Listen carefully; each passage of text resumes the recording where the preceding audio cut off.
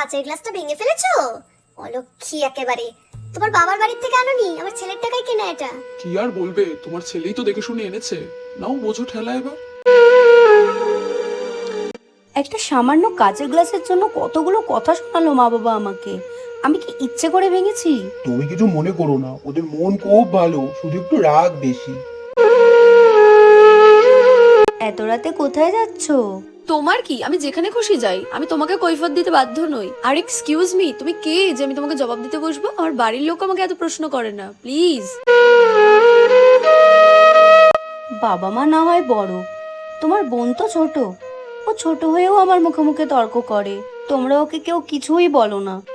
আরে ও তো বাড়ি ছোট, তাই ওর জেদটা একটু বেশি, কিন্তু ও তোমাকে খুব ভালোবাসে, কিছু মনে করো না। আপনারা সবসময় কেন আমাকে ভুল বোঝেন? আমি তো যতটা সাধ্য পারি চেষ্টা করি আপনাদের মন জুগিয়ে চলার।